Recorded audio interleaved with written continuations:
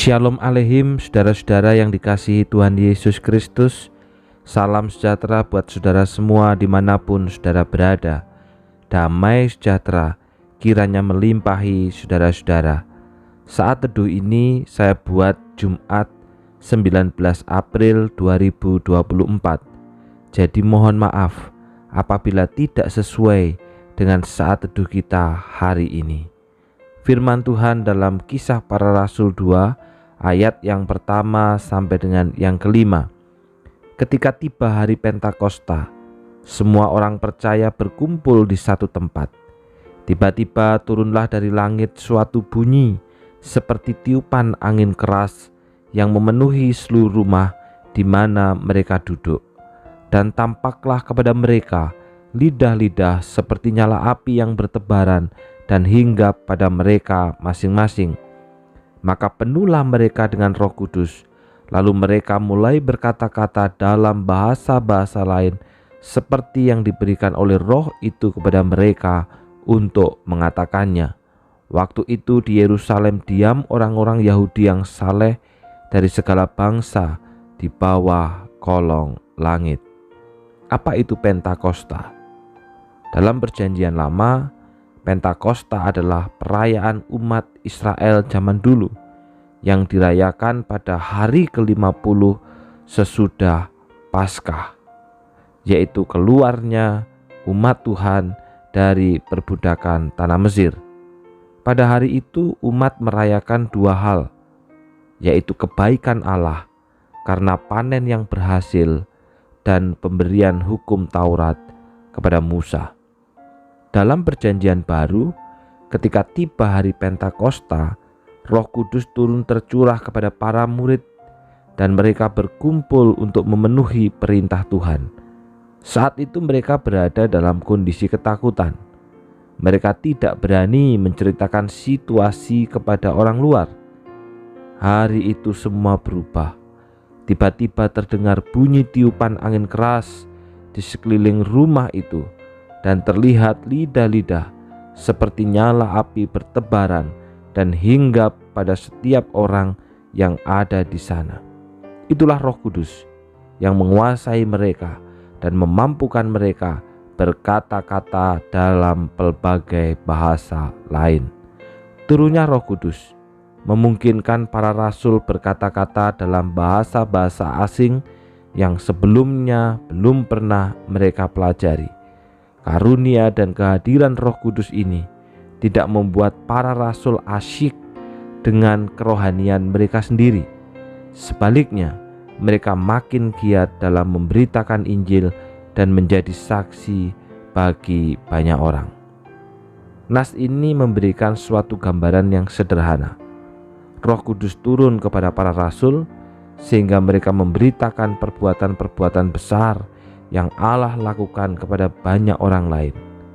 Meski mendengar dalam bahasa-bahasa yang berbeda, semua yang disampaikan para rasul itu menceritakan satu hal yang sama, yaitu tentang perbuatan-perbuatan besar yang dilakukan Allah melalui Tuhan Yesus Kristus di dalam karya salib. Bukan kemampuan berbahasa atau keahlian berbicara yang menentukan seseorang mendengar atau menerima berita tentang Allah. Tetapi Allah dalam karunia-Nya memampukan kita untuk menyampaikan berita tentang-Nya dalam bahasa dan cara yang dapat dipahami oleh orang-orang yang mendengar kita.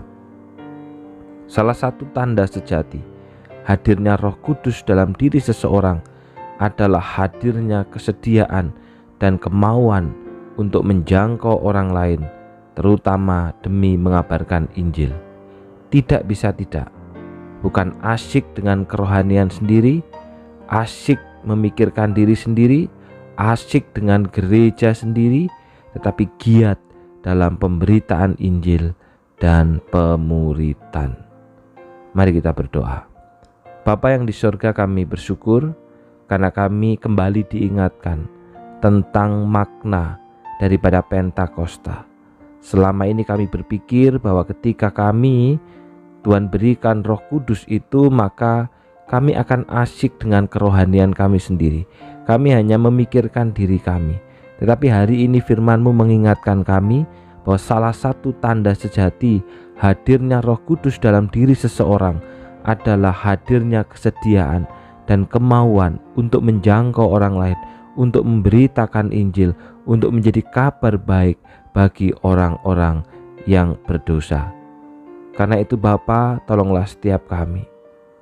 Karena bukan kemampuan atau keahlian berbicara yang menentukan seseorang mendengar atau menerima berita tentang Allah, tetapi Allah sendiri yang memanggil mereka, dan tugas kami adalah memberitakan Injil, baik lewat kata-kata kami maupun lewat hidup kami. Tolonglah kami Bapa, supaya apapun yang kami katakan, apapun yang kami pikirkan, apapun yang kami lakukan, semuanya memberitakan Injil Tuhan. Secara khusus pada hari ini hamba-Mu berdoa untuk Semu Ita Ramanata yang bertambah usia di dalam segala kemurahan dan kebaikan Tuhan. Kiranya Tuhan yang memberikan kekuatan kepadanya sebagai seorang istri pendeta yang turut bersama-sama melayani. Tuhan, kiranya Engkau memimpin, memberikan hati yang terus mencintai Allah.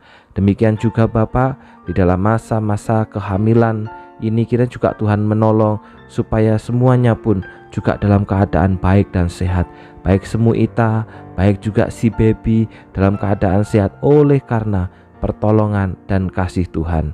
Terima kasih Bapa, biarlah hatinya dipenuhi dengan sukacita, dipenuhi dengan cinta kepada Tuhan, sehingga juga makin giat di dalam memberitakan Injil lewat perkataan maupun lewat hidupnya. Di dalam nama Tuhan Yesus kami sudah berdoa. Amin.